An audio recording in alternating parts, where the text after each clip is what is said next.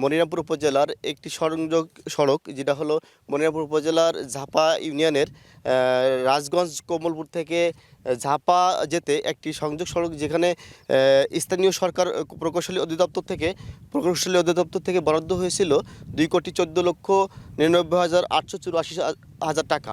এই টাকা বরাদ্দর কাজটি সম্পূর্ণ হয়েছে ইতিমধ্যে, মাত্র হয়েছে 1 মাস। 1 মাসের মধ্যে এই সংযোগ সড়কের যাতায়াতের অনুপযোগী হয়ে পড়েছে। আমি আপনার দর্শকদের দেখাতে চাই এই সড়কটি যেখানে দাঁড়িয়ে আছে আমি, এই সংযোগ সড়কের ডবল সলিংয়ের কাজ ছিল। এই ইটি কাজটি ইতিমধ্যে ভেঙে পড়েছে। এই ভেঙে পড়াই মানুষের এই রাস্তা দিয়ে যাতায়াতের একদম অনুপযোগী, যেতে পারছেন না। এই সামান্য 100-200 মিটারের রাস্তার জন্য ঘুরে যেতে হচ্ছে 15 থেকে 20 কিলোমিটার, যা কিনা একটা অসুস্থ রোগী এবং স্কুল কলেজের ছেলেমেয়েরা যেতে পারছে না।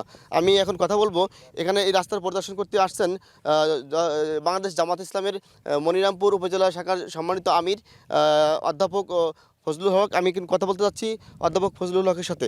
ভাই, আপনি এখানে আসছেন, ঘটনাটা কি এবং কি বুঝতেছেন এবং কী করলে সমাধান হয়? ধন্যবাদ সবাইকে, যারা এখানে উপস্থিত আছেন এবং যারা সম্মানিত মনিরামপুরবাসী। আপনারা লক্ষ্য করেছেন যে এই জায়গাটা, এই যে ঝাপা বাজার এবং কমলপুর, এই যে সংযোগ একটি এখানকার যায় বাউলের উপর দিয়ে এই রাস্তাটা নির্মাণ 1 মাসও যায় নাই। তার মধ্যে কিন্তু ভেঙে দেখেন কি অবস্থা হয়েছে, এখানে মানুষ আর চলাচল করতে পারছে না।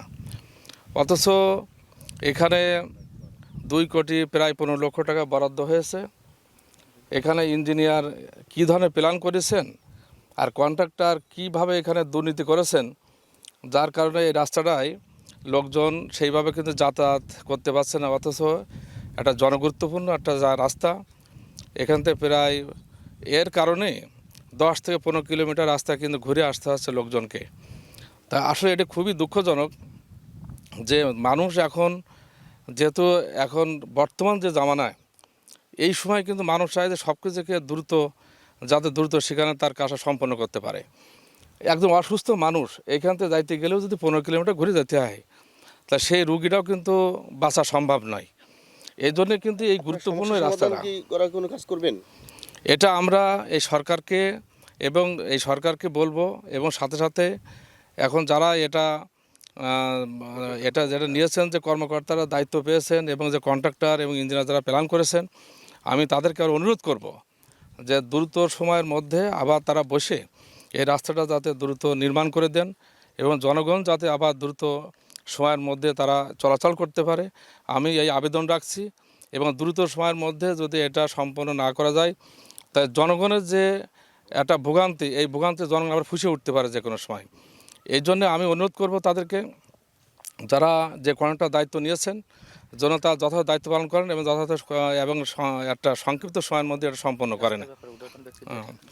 ধন্যবাদ। আপনি যেমনটি শুনছিলেন, ইতিমধ্যে উপজেলা জামাতে ইসলামের আমির অধ্যাপক ফজলুল হক বলেছেন যে যত দ্রুত সমস্যার সমাধান করা যায় এই মর্মে কথা বলবেন সংশ্লিষ্ট অধিদপ্তরের সাথে।